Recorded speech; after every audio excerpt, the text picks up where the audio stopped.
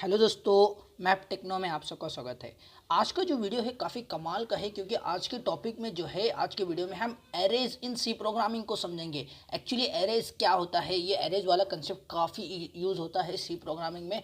Basically अगर आप अभी कोई और एक्टिविटीज़ कर रहे हो तो प्लीज़ पूरा कॉन्सेंट्रेट इस वीडियो पे करें कि एक बार अगर आपने एरेज को क्या होता है, क्यों इस्तेमाल किया जाता है, एरेज का सिंटेक्स समझ लिया तो आप जो है किसी भी सी प्रोग्रामिंग के बहुत बड़े बड़े प्रॉब्लम्स आप इजीली सॉल्व कर पाओगे। मतलब आपका जो है लाइन ऑफ कोड डिक्रीज हो जाएगा। आज मैं आगे जैसे भी वीडियो में चलूँगा आप जो है एरेज की जो भी इंपॉर्टेंस है इस सारे इंपॉर्टेंस को समझेंगे। चलो शुरू करते हैं।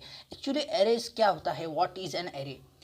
थेरोटिकल अगर आपको मैं बताना चाहूँ तो array is a collection of data type of same type. मतलब किसी भी डेटा टाइप का जो भी कलेक्शन होता है, मतलब अलग अलग वेरिएबल्स है जैसे A B C D E F G. तो फिर ये जितने भी वेरिएबल्स हैं हमें इनिशलाइज करते हैं, मतलब हर एक वेरिएबल में जो है हम डेटा स्टोर करते हैं। इसी तरह एरे यूज़ किया जाता है। एरे लेकिन एक सिंगल एलिमेंट को स्टोर नहीं करता, वो मल्टीपल डेटा आइटम्स को स्टोर करता है लेकिन सेम टाइप के। मतलब एरे का जो भी टाइप होगा वो सेम रहेगा। इंट से डिक्लेयर किया गया है तो सारे इंट के वैल्यू वो जो है मल्टीपल इंट के वैल्यू स्टोर कर पाएगा। मतलब एरे जो है इस्तेमाल क्यों किया जाता है, मैं आपको एक एग्जांपल लूँगा। आगे जैसे भी वीडियो में चलूँगा एक एग्जांपल के थ्रू आप इजीली समझेंगे एरे का बेसिकली इंपॉर्टेंस क्या है, क्यों इस्तेमाल किया जाता है। अभी के लिए बस इतना ही समझो। Array is a collection of data item. मतलब जो हम वेरिएबल में सिंगल डेटा स्टोर कर सकते थे लेकिन यहाँ एरे में हम मल्टीपल डेटा आइटम्स को स्टोर कर पाएंगे।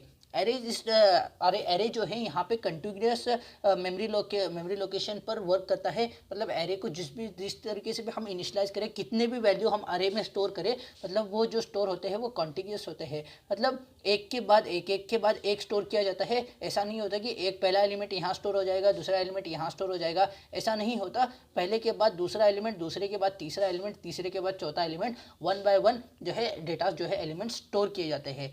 एरे जो हम स्टोर कर पाता है, एक डिराइव डेटा टाइप्स को भी एरे स्टोर कर पाता है। ये डिराइव डेटा टाइप क्या होते हैं आगे ये सी प्रोग्राम के सीरीज में मैं आपको बताऊंगा डिराइव डेटा टाइप्स क्या होता है। अभी के लिए बस इतना ही समझो कि एरे को जो है हम इंट, कैरेक्टर, फ्लोट, डबल के अलावा भी किसी डेटा टाइप से जो है हम यूज़ कर पाते हैं। किसी और डेटा टाइप्स की वैल्यू को भी हम उसमें स्टोर कर पाएंगे। ऐसा होता है एरे। एरे जो का एरे का अरेंजमेंट होता है वो मल्टीपल वेज में हो सकता है। वन डायमेंशनल एरे भी होता है। वन डायमेंशनल एरे जो है एक लिस्ट फॉर्मेट में होता है और टू डायमेंशनल एरे एक मैट्रिक्स के फॉर्मेट में होता है। अगर आप अभी स्कूल लेवल में हो या कॉलेज लेवल में हो 11th-12th में, तो फिर आप जो है मैट्रिक्स को समझते होंगे जिसके अंदर टू डायमेंशनल होता है, रोज और कॉलम्स के फॉर्मेट में डेटा को स्टोर होता है। ये मैट्रिक्स काफ़ी इंपॉर्टेंट होता है मेरे ख्याल से 11th में तो मैट्रिक्स, 11th और 12th में तो मैट्रिक्स का कंसेप्ट जो है बहुत ही इस्तेमाल होता है। मैथमेटिक्स में मैट्रिक्स से ही शुरुआत की जाती है। और उस जो होता है मल्टी डायमेंशनल एरे, मतलब 3 या 4 से भी जो डायमेंशनल एरेज जो है इन वे से भी रिप्रेजेंट किया जाता है एरेज को। एक एग्जांपल बताऊं एरेज का बेसिकली इस्तेमाल कैसे करना है, तो फिर मुझे जो है 100 स्टूडेंट्स की जो है मार्क्स को स्टोर करना है।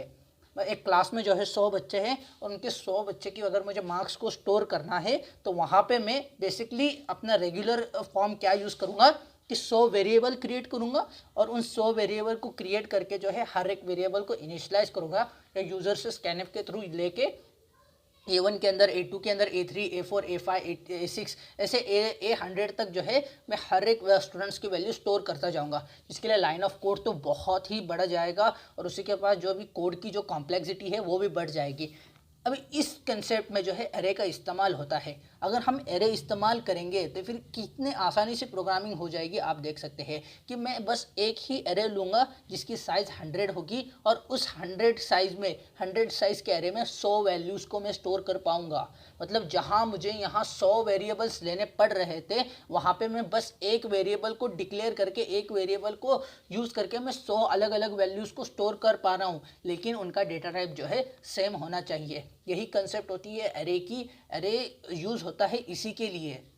जैसे कि एरे की नीड ऑफ एरे को समझेंगे। एरे की नीड क्या होती है, एरे को यूज़ करने के बाद जो भी प्रोग्राम है वो बेसिकली बहुत ही ऑर्गेनाइज फॉर्मेट में हो जाता है। जैसे कि मैंने आपको पिछले स्लाइड में बताया था कि जो 100 वेरिएबल्स मुझे डिक्लेयर करना पड़ेगा, उन सारे 100 वेरिएबल्स का काम बस एक ही वेरिएबल कर रहा है। तो फिर काफ़ी प्रोग्राम जो है ऑर्गेनाइज फॉर्म में रहेगा, जो प्रोग्राम जो भी एकदम रीडेबल और अंडरस्टैंडिंग में रहेगा कि हम जो है इजीली अंडरस्टैंड कर पाएंगे कि कौन से स्टूडेंट्स के कौन से मार्क्स है। यहाँ पे मैंने 100 अलग अलग स्टूडेंट्स को डिक्लेयर किया, 100 अलग अलग स्टूडेंट्स के वेरिएबल को डिक्लेयर किया, तो मैं हो सकता है कि मैं कंफ्यूज हो जाऊँ कि स्टूडेंट्स के क्या मार्क्स है। तो फिर बेसिकली मतलब बहुत ही अंडरस्टैंडिंग फॉर्मेट हो जाती है एरे में।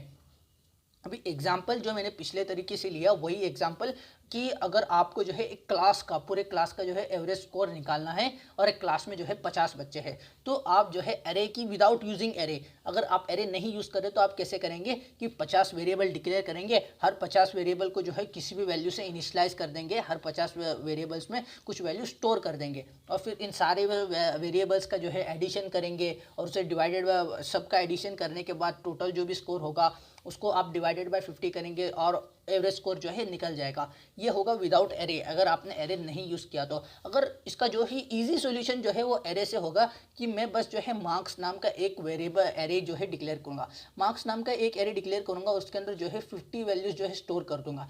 जो भी पहला स्टूडेंट होगा जिसका रोल नंबर होगा, रोल नंबर 1 की जो भी स्कोर है वो 77 है, रोल नंबर 2 का जो भी स्कोर है वो 88 है, रोल नंबर 3 का 76 है, रोल नंबर 4 का 96 है।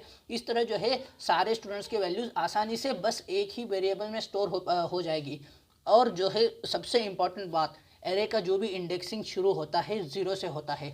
बस एरे का नहीं, सी प्रोग्रामिंग में जिस भी इंडेक्स की बात आई, जहाँ भी इंडेक्स की बात आई, तो वहाँ पे जो है इंडेक्सिंग जीरो से ही स्टार्ट होती है, 1 से बिल्कुल भी स्टार्ट नहीं होती, जीरो से भी स्टार्ट होती है। मतलब रोल नंबर 1 का जो भी वैल्यू है वो ए ऑफ 0 में स्टोर होगा, रोल नंबर 2 की वैल्यू जो है ए ऑफ 1 में, आई एम सॉरी यहाँ पे जो है ए नहीं, जो भी एरे का नाम है वो एरे का नाम आ जाएगा। यहाँ पे मार्क्स बहुत बड़ा हो जाता है इसलिए मैंने ए को लिया है। लेकिन मतलब मार्क्स 1 के, रोल नंबर 1 के जो भी मार्क्स है वो ए ऑफ 0 में स्टोर होंगे, रोल नंबर 2 के जो भी मार्क्स है वो ए ऑफ 1 में स्टोर होंगे, रोल नंबर 3 के मार्क्स ए ऑफ 2 में स्टोर होंगे। इसी तरह सारे वैल्यूज़ स्टोर होते जाएंगे। ये बेसिकली यूज़ होता है एरे का। अब एरे का सिंटेक्स कैसा होता है, जैसे कि अगर मैंने बात जो है पहले स्लाइड में बताई थी कि डिफरेंट वेज में जो है एरे का अरेंजमेंट होता है। यहाँ पे 1D एरे को जो भी डिक्लेरेशन होता है, यहाँ पे आप देख सकते हैं 1D एरे का जो भी डिक्लेरेशन होता है उसका जो फॉर्मेट होता है, पहले होता है डेटा टाइप, फिर एरे का नाम, फिर एरे की साइज़, जो भी आप साइज़ एरे की देना चाहते हैं। और अगर आप किसी भी एरे को इनिशियलाइज़ करना चाहते हो तो उसका भी फॉर्मेट बेसिकली सेम होता है, बस आपको यहाँ पे इनिशियलाइज़ करके जो है उसकी जो जितने भी वैल्यू है वहाँ पे सारे वैल्यूज़ देनी पड़ती है। अगर आप किसी भी एरे को इनिशियलाइज़ कर रहे हो तो फिर वहाँ पे जो है साइज़ देना इंपॉर्टेंट नहीं है। अगर आपने साइज़ नहीं भी दी तो भी चलेगा, क्योंकि आप इनिशियलाइज़ ही कर रहे हो। बाय डिफ़ॉल्ट वो कंपाइलर, जो भी प्रोग्रामर होगा, वो कंपाइलर होगा, वो अंडरस्टैंड कर पाएगा कि कितने वैल्यूज़ है एरे में। तो ये होता है कि इनिशियलाइजेशन ऑफ 1D एरे। तो 2D एरे का इनिशियलाइजेशन फॉर्मेट होता है डेटा टाइप, एरे नेम और number of rose and column. जैसे कि मैंने बताया 2D एरे जो है मैट्रिक्स फॉर्मेट में होता है, वहाँ पे रोज और कॉलम्स के जरिए जो है प्रोग्राम जो है बनाया जाता है। मैट्रिक्स जो है रोज और कॉलम्स को मिला के जो है मैट्रिक्स क्रिएट होता है, वहाँ पे नंबर ऑफ कॉलम्स और नंबर ऑफ रोज बताने पड़ते हैं। एरे में हम हर एक एरे के जो भी वैल्यू है उसे इनिशियलाइज करके भी लिख सकते हैं। ऐसा इंपॉर्टेंट नहीं है कि एक ही वेरिएबल को के अंदर मल्टीपल डेटा स्टोर करो। आप ऐसे इस फॉर्मेट भी कर सकते हैं कि एरे ऑफ 0 के अंदर 10 वैल्यू स्टोर हो रही है, एरे ऑफ 1 के अंदर 20 वैल्यू स्टोर हो रही है, एरे ऑफ 2 के अंदर जो है 30 वैल्यू स्टोर हो रही है। यहाँ पे आपको बस एक ही बार एरे को डिक्लेयर करना है और 0 1 2 उसके इंडेक्सिंग से उसके अंदर वैल्यू आराम से स्टोर कर पाओगे। ये था सिंटेक्स ऑफ एरे।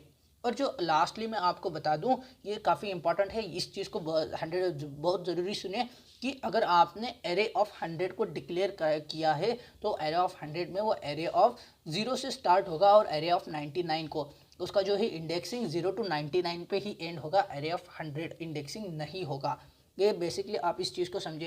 ये इस्तेमाल कब किया जाता है, जबकि आपको एरे के अंदर के सारे वैल्यूज़ को प्रिंट कराना हो तो आपको जो है कंडीशन दी जाती है फॉर लूप में। जैसे कि आपने for initialize i equals to 0 किया तो i should be less than n होना चाहिए, लेस देन इक्वल टू नहीं होना चाहिए। अब इसके लिए जो है मैंने आपको ये बताया कि एरे ऑफ अगर आपने 100 डिक्लेयर किया हो तो वो 0 से लेकर 99 तक ही चलेगा। ये था बेसिक जो है एरे का जो भी कंसेप्ट है। अब चलो हम चलते हैं अपना डेव सीपीयू की विंडो पे, वहाँ पे हम बेसिक प्रोग्राम करेंगे एरे कैसा होता है। एक सिंपल सा प्रोग्राम के थ्रू आपको एरे वाला सारा कंसेप्ट समझ जो है। यहाँ पे अपने डेव सीपीयू के विंडो पे आ चुका हूँ। चलो हम बेसिकली प्रोग्राम करते हैं। एरे का डिक्लेरेशन कैसा होता है, पहले तो डेटा टाइप देना है। मैं यहाँ पे इंट डेटा टाइप लेता हूँ और यहाँ पे मैं एरे डिक्लेयर करता हूँ A5। A5 यहाँ पे मैंने एरे को डिक्लेयर किया है और initialise basically 1 bye 1 A0, A1, A2, A3 से भी हम इनिशियलाइज कर सकते हैं, लेकिन मैं यहाँ पे प्रेफर करूँगा इनिशियलाइजेशन डायरेक्टली यहीं पे।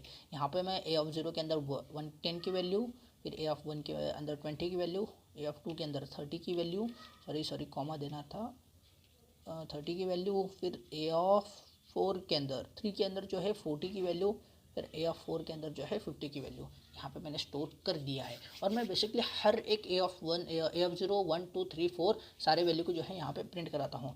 यहाँ पे मैं printf लिखता हूँ, R टाइप नहीं हुआ है, printf लिखता हूँ। printf के थ्रू यहाँ पे बेसिकली %d, फिर \n यूज़ करते हैं। \n यूज़ करने के बाद जो है आउटपुट जो है आपका काफ़ी अच्छा लग जाता है आउटपुट में दिखने के लिए। यहाँ पे मैं कॉमा लगा रहा हूँ, काफ़ी सिंटैक्स तो बिल्कुल सही है। फिर यहाँ पे मैं इस स्टेटमेंट को जो है प्रिंट करके 5-4 बार पेस्ट करता हूँ। Ctrl+C, Ctrl+V। अब मैं जो है हर एक वैल्यू A1 को भी प्रिंट कराऊंगा, फिर A2 को भी प्रिंट कराऊंगा, फिर A3 को भी, A4 को भी। हर एक चीज़ को मैं प्रोग्राम को जो है सेव कर लेता हूँ। फिर यहाँ पे मैं कंपाइल कर लूँगा। बेसिकली पहले कंपाइल करने के बाद जो है प्रोग्राम को रन भी करूँगा। कंपाइलेशन हो रहा है, जैसे मैंने इनिशियलाइज़ कर दिया है एरे को इनिशियलाइज़ करने के बाद जो है मैंने डिक्लेयर किया है हर एक A0, 1, 2, 3 एरे के अंदर को जो है मैंने 5 वैल्यू जो है एरे के अंदर कलेक्शन ऑफ डेटा आइटम जो बोलते हैं, 5 डेटा आइटम का कलेक्शन मैंने एरे ए नाम के एरे के अंदर स्टोर किया है। और हर एक वैल्यू को जो है मैं यहाँ पर प्रिंट करा रहा हूँ, प्रिंट करा रहा हूँ। और आप देख सकते हैं कि यहाँ पे जो है प्रिंट भी हो चुका है। बेसिकली इस विंडो को मैं यहाँ पे लेता हूँ तो आपको जो है समझने में आसानी हो जाएगी। देख सकते हैं प्रिंट A0 के अंदर वैल्यू कौन सी है, 10 है। यहाँ पे 10 प्रिंट हो गई।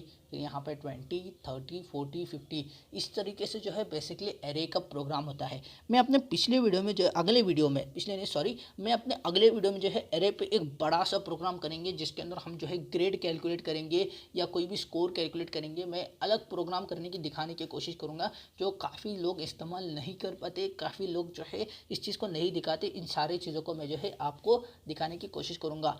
अगर वीडियो अच्छा लगा हो तो वीडियो को लाइक ज़रूर करें, और आपने अभी तक मेरे चैनल को सब्सक्राइब नहीं किया है तो प्लीज़ सब्सक्राइब करें, और आपके जो है कुछ तो कमेंट करें। अगर आप जो है आपके कमेंट से, आपके लाइक से जो है मुझे जो है एक एनर्जी मिलती है। इसके अगला वीडियो जो है इससे अच्छा मैं बनाने की कोशिश करता हूँ। तो फिर आई होप कि आप जो है सी प्रोग्राम की प्रैक्टिस कर रहे होंगे। प्रैक्टिस करो, प्रोग्राम्स को प्रैक्टिस करने से आपके प्रोग्रामिंग स्किल को बढ़े